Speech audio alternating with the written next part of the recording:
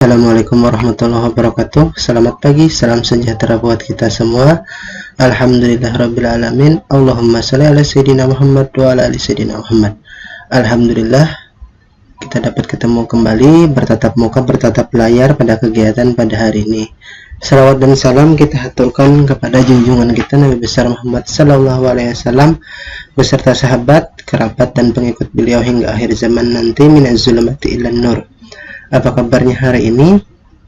Oke, semoga kita semua diberikan kesehatan, keafiatan dan keselamatan oleh Allah Subhanahu wa taala sehingga kita dapat beraktivitas seperti sedia kala. Amin ya rabbal alamin. Dan jangan lupa pula kita banyak-banyak berdoa agar pandemi di negara kita, di dunia pada khususnya, dapat segera selesai, segera reda, dan kita dapat beraktivitas seperti sedia kala. Amin ya rabbal alamin. Dan jangan lupa pula mendoakan untuk keluarga kita agar keluarga kita dapat semoga terhindar dari mara bahaya, terutama dari virus corona dan lain-lainnya. Amin ya rabbal alamin. Oke, pada pertemuan kali ini kita akan membahas keterampilan dasar dalam mengajar. Nah, seyogyanya keterampilan dasar mengajar itu ada 8. Nah, mungkin rekan-rekan sudah pernah mendengar ya, apa itu keterampilan dasar mengajar. Nah, keterampilan dasar mengajar itu adalah keterampilan yang memang harus dimiliki oleh setiap pengajar ya, atau instruktur atau guru ya pada umumnya. Yang mana keterampilan dasar tersebut sangat berguna ketika dilaksanakan dalam kegiatan pembelajaran. Oke, tanpa berpanjang lebar lagi, marilah kita simak ya slide terkait dengan keterampilan dasar mengajar. Oke. Nah, di sini keterampilan dasar mengajar itu ada 8 seperti yang saya sebutkan tadi. Yang pertama keterampilan bertanya, yang kedua keterampilan memberikan penguatan, yang ketiga keterampilan memberikan variasi ya, yang keempat keterampilan menjelaskan, yang kelima keterampilan membuka dan menutup pembelajaran, yang keenam keterampilan membimbing diskusi kelompok kecil ya atau kelompok besar nanti, yang ketujuh keterampilan mengelola kelas, dan yang terakhir keterampilan mengajar kelompok kecil dan perseorangan. Nah, jadi kalau kita kembali mengingat ya, tugas guru itu ada 4 ya, semoga masih ingat ya. Merencanakan, melaksanakan ya, menilai dan melakukan evaluasi pada kegiatan pembelajaran. Nah, jadi itu salah satu atau salah 2 dari tugas seorang guru. Nah, seperti itu. Oleh karena itu sangatlah penting ya keterampilan dasar dalam mengajar. Karena pertama, kalau kita berbicara tentang perencanaan, sudah kita bahas pada pertemuan yang kemarin bahwa keterampilan dasar dalam merencanakan pembelajaran itu tertuang dalam RPP atau lesson plan. Nah, di sini yang kita bahas pada pertemuan kali ini yaitu ketika kita action atau melaksanakan kegiatan pembelajaran. Jadi ini berlaku atau penting ketika seorang guru akan memberikan materi kepada peserta didiknya. Nah, di sini ada keterampilan bertanya ya, contohnya. Jadi keterampilan bertanya itu bagaimana seorang guru melontarkan atau memberikan pertanyaan kepada siswanya. Apakah itu terkait dengan pembelajaran atau terkait dengan kondisi pada saat itu. Nah, di sini ada beberapa contoh yang saya tuliskan. Nah, jadi keterampilan dasar dalam bertanya ini pun ini ada kaitannya. Kalau kita kaitkan dengan pendekatan saintifik, ada yang namanya menanyakan ya, mengamati, menanya, mengkomunikasikan. Nah, di sini masuk juga poin yaitu pada pendekatan saintifik menanyakan ya. Nah, jadi di saintifik itu bisa dikaitkan di keterampilan bertanya itu actionnya seperti apa. Nah, di sini ada beberapa contoh tindakan dan tuturan ya, lebih tepatnya tuturan atau ucapan yang biasa dilakukan oleh guru. Kamu di mana sekarang? Nah, seperti itu. Biasanya kalau kamu di mana sekarang, biasanya kita menanyakan siswa yang duduk di depan kelas ya, di dalam kelas maksudnya, namun pikirannya kesana kemari atau melamun. Nah, itu bisa kita tanyakan, kamu di mana sekarang? Nah, seperti itu. Atau papan tulisnya di mana? Gitu kan. Biasanya untuk siswa yang biasanya berdiskusi dengan teman sebangkunya, namun diskusinya itu ke belakang, seperti ini ya, noleh ke belakang. Nah, itu papan tulisnya di mana? Katanya kan untuk para guru biasanya gitu, untuk nanya ke peserta didiknya. Terus lagi, bagaimana kabarnya? Nah, biasanya kan itu ditanyakan guru kepada peserta didiknya. Hari ini hari apa? Tanggal berapa sekarang? Sudahkah mengerjakan PR? Apa tema kita hari ini? Sebutkan tema kita. Sudah selesai bicaranya. Nah, ini salah satu keterampilan bertanya. Jadi sangatlah penting seorang guru menanyakan hal-hal yang terkait ya dengan pembelajaran atau hal-hal yang memang terkait dengan kondisi saat itu. Kamu datang dari mana? Gitu kan. Kenapa kamu terlambat? Nah, itu salah satu keterampilan bertanya yang diberikan guru. Biasanya sih di dalam kelas ya, tapi karena kita di dalam untuk masa pandemi ini tentunya tidak berlaku ya itu. Tapi kita lakukan menanyakan kepada peserta didik kita ketika mengajar melalui media Zoom atau Google Meet ya, bisa saja seperti itu, menanyakan kabar, menanyakan tanggal atau hari ya, seperti itu. Jadi tentunya keterampilan bertanya sangatlah penting. Nah, oke, beralih dari keterampilan bertanya. Jadi keterampilan bertanya tadi bagaimana seorang guru melontarkan pertanyaan ke peserta didiknya. Nah, ini keterampilan yang pertama.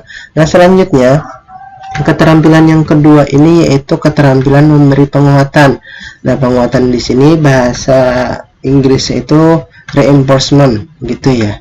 Nah, biasanya penguatan ini bisa bersifat positif, bisa bersifat negatif ya. Nah, biasanya kalau kita sebagai calon guru, idealnya itu memberikan penguatan-penguatan yang positif kepada peserta didik kita, terutama pada tindakan-tindakan yang memang baik ya.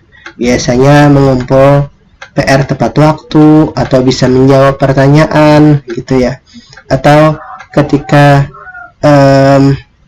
bisa menjawab dengan baik ya, dengan benar pertanyaan-pertanyaan dari guru gitu ya.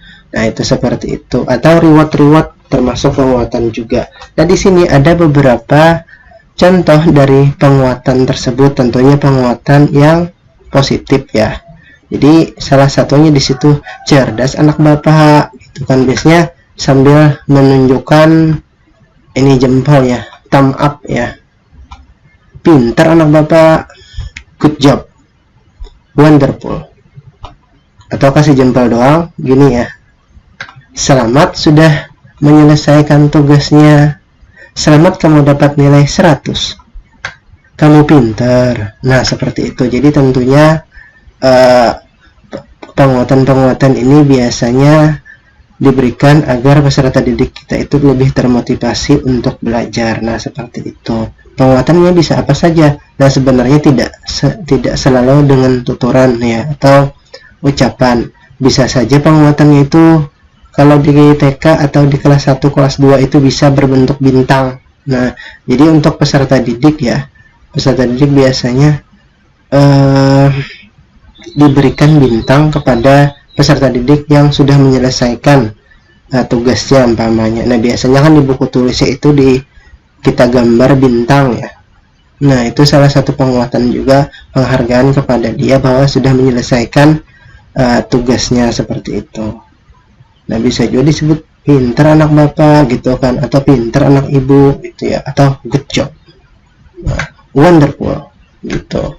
Jadi itu salah satu penguatan. Nah, jika rekan-rekan mahasiswa memiliki kalimat-kalimat lain yang tentunya kalimat positif ya, tentunya kalimat positif itu akan berdampak pada motivasi peserta didik kita. Dan tentunya setiap pemberian penguatan ini dapat dilakukan pada kegiatan pendahuluan, inti, dan penutup ya. Nah, mungkin semoga masih ingat kegiatan pendahuluan, kegiatan inti, dan kegiatan penutup ya, seperti itu. Seumpamanya pada kegiatan pendahuluan itu ada salah seorang, umpamanya kita meminta salah satu peserta didik kita untuk melaksanakan atau memimpin doa.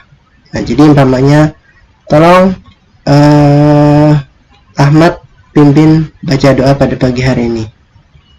Setelah baca doa kan dia memimpin. Nah, kita berikan penguatan. Oke, tepuk tangan dulu buat Ahmad karena sudah berani memberikan karena sudah berani memimpin doa pada pagi hari ini. Nah, itu salah satu penguatan. Nah, jadi penguatan ini bisa dilakukan pada kegiatan pendahuluan, inti, dan penutup. Nah, di bagian inti pun juga bisa. Umpamanya ketika peserta didik kita itu diberikan suatu pertanyaan, contohnya sebutkan ya bagian dari tumbuh-tumbuhan yang fungsinya untuk memasak makanan, umpamanya seperti itu. Ada yang bisa jawab, tolong angkat tangan. Nah, bagi yang mengangkat tangan itu diberikan kesempatan untuk menjawab, terus dia jawabannya betul. Nah, terus kita berikan penguatan, pinter kamu anak. Nah, pinter kamu Ahmad, namanya seperti itu. Nah, jadi itu salah satu penguatan. Oke ya. Nah, selanjutnya selain keterampilan memberikan penguatan, kita lanjutkan yaitu keterampilan memberikan variasi mengajar. Nah, keterampilan memberikan variasi mengajar ini sangatlah bervariatif ya. Ini hanya beberapa saja. Nah, hubungannya di sini dalam kegiatan memberikan variasi mengajar ini ada yang bersifat tindakan, ada yang bersifat ujaran atau ucapan. Ya, contohnya di situ ada intonasi suara meninggi, suara merendah, ya, suara meninggi. Tolong bacakan buku siswa pada halaman 48. Suara meninggi. Tolong dengar penjelasan ibu. Nah, itu suara merendah. Nah, itu termasuk variasi mengajar. Terus menunjuk siswa, umpamanya seperti ini. Coba baca halaman 48. Nah, dengan telunjuk ya, umpamanya seperti itu. Atau biasanya menunjuk dengan mengarahkan mata, arah mata ke kanan atau arah mata ke kiri. Nah, seperti itu. Terus lagi, nah tadi yang seperti saya sebutkan tadi, tatapan matanya ya ke arah siswa, bisa ke arah kanan, bisa ke arah kiri. Nah, terus kalau di dalam kelas bisa berjalan ke belakang ya, untuk mengecek siswa kita apakah ribut, biasanya kan seperti itu, atau agar siswa atau peserta didik kita itu pada diam atau lebih fokus lagi. Terus berjalan ke depan juga bisa untuk memfokuskan peserta didik agar melihat ke kita, memandang dari sudut kiri maupun sudut kanan. Biasanya kan guru itu bisa berdiri di depan pintu, karena pintunya pojokan, maka dia memandang dari sudut kiri ya, ke sini. Terus kalau dari sudut kanan dari sini. Nah, seperti itu.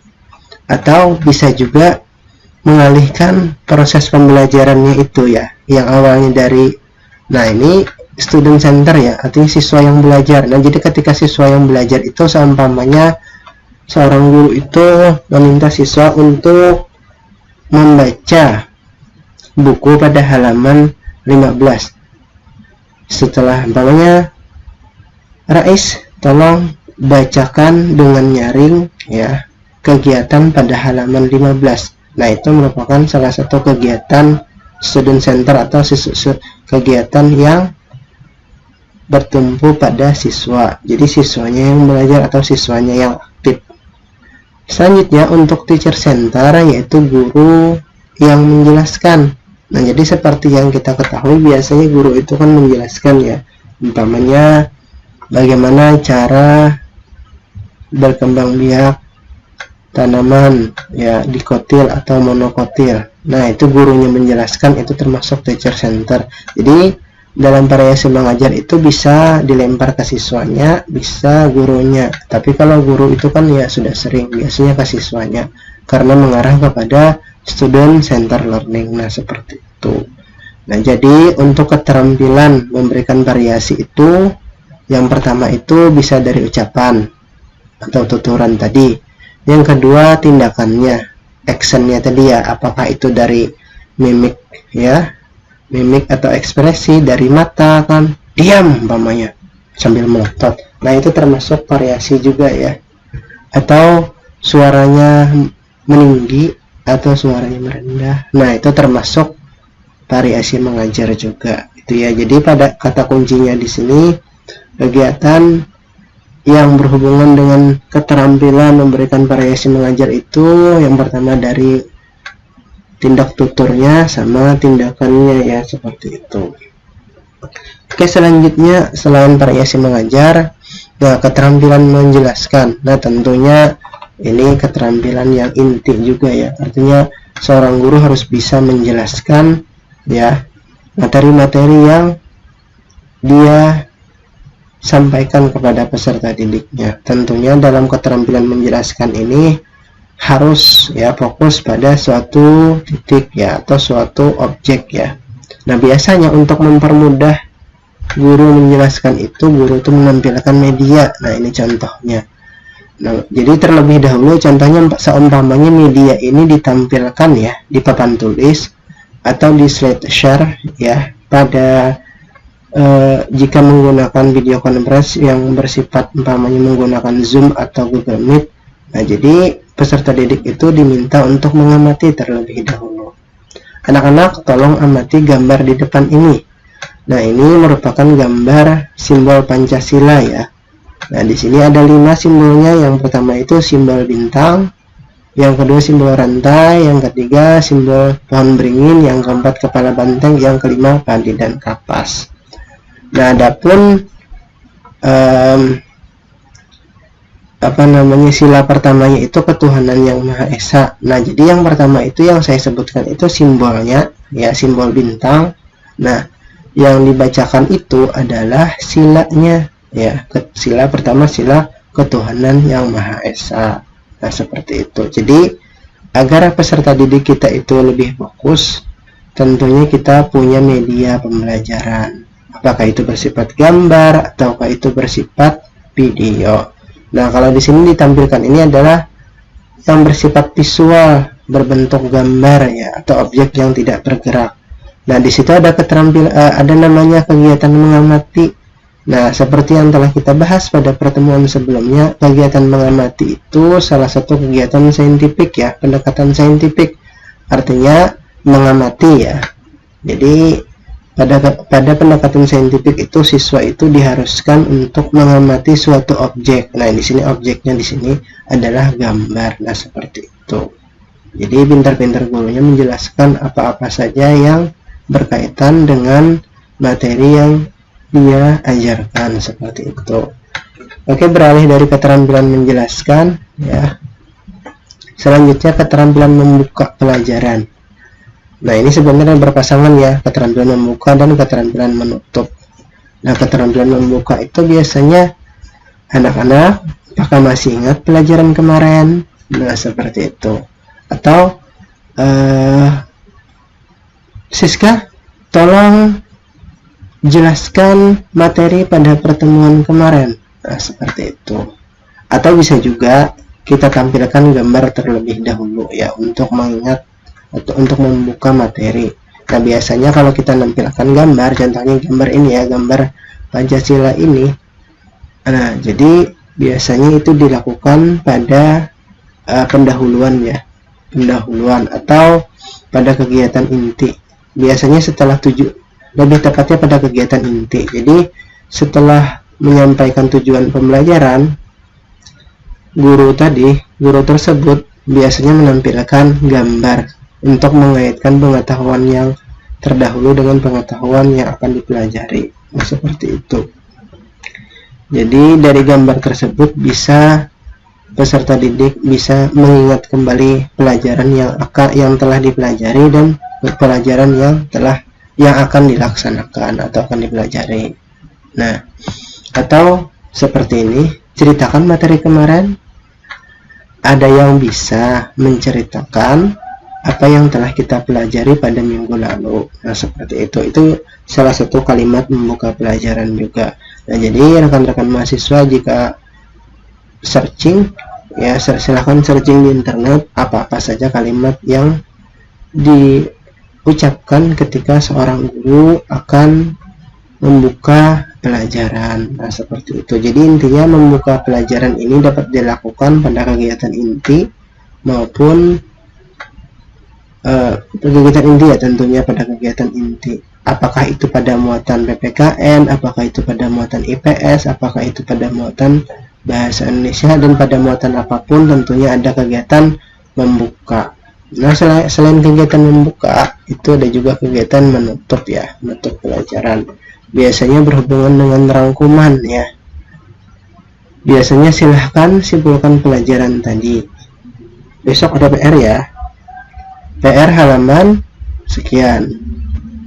Anak-anak, nah biasanya yang lumrah diucapkan itu pada poin ini ya. Poin ke dari sini ya sampai bawah ini ya. Jadi anak-anak, kita belajar apa hari ini? Nah, seperti itu. Atau anak-anak, untuk mengukur pemahaman Anda, Bu Guru kasih kuis. Siapa yang bisa menjawab boleh pulang terlebih dahulu. Nah, kuis biasanya sebutkan nama ibu kota Kalimantan Selatan. Nah, umpamanya seperti itu. Atau sebutkan ibu kota negara Indonesia. Atau sebutkan ya ibu kota Jawa Tengah umpamanya. Nah, itu bisa kuis, itu salah satu cara menutup juga. Siapa yang bisa menjelaskan materi tadi? Nah, itu bisa juga seperti itu. Atau kalau mau menutup pelajaran bisa bernyanyi. Ini biasanya anak-anak kelas 1 dan kelas 3. Tapi biasanya lagu ini lagu TK ya. Jadi kita bernyanyi anak-anak lagu gelang sepatu gelang. Gelang sepatu gelang gelang gelang. Nah, seperti itu. Kan silahkan dilanjutkan yang mau bernyanyi. Jadi ada bisa bersifat lagu yang dinyanyikan ya ketika menutup pelajaran. Jadi tentunya pada kegiatan penutup pelajaran itu biasanya berhubungan dengan kesimpulan. Nah, kalimatnya itu seperti yang dicontohkan ini, tapi tidak selalu berlaku juga ya, jadi variatif biasanya. Nah, silahkan Anda pelajari, silahkan Anda praktikkan nanti seperti itu. Anak-anak, kita belajar apa tadi? Ada yang bisa menyebutkan apa yang telah kita pelajari pada pertemuan hari ini? Atau sebelum pulang saya akan memberikan kuis. Bagi yang bisa akan pulang terlebih dahulu, namanya seperti itu. Nah, itu penutup ya biasanya. Nah, biasanya kalau kuis itu bisa baca doa terlebih dahulu ya. Baca doa dulu, terus baru dikasih kuis. Nah, seperti itu. Agar tidak lupa peserta didik kita untuk mendidik atau menanamkan karakter ya, karakter religius. Nah, seperti itu. Besok ada PR halaman sekian. Nah, berarti itu sudah tanda-tanda mau menutup pelajaran ya, seperti itu. Oke, nah ini merupakan penjelasan singkat terkait kegiatan keterampilan menutup dan membuka pelajaran. Nah, sebenarnya di sini ada 8 ya. Ada 8 keterampilan, namun untuk keterampilan 6, 7, 8 akan dibahas pada pertemuan nanti. Dan biasanya keterampilan 6, 7, 8 ini biasanya dilakukan pada kelas konvensional. Jadi untuk kelas daring tersendiri itu kayaknya agak susah ya, karena tidak bertatap muka secara langsung seperti itu. Oke, demikian dulu paparan singkat saya terkait keterampilan dasar mengajar. Semoga Anda dapat menyimak dan memahami apa-apa saja yang saya sampaikan. Salah hilaf mohon maaf. Saya akhiri. Assalamualaikum warahmatullahi wabarakatuh.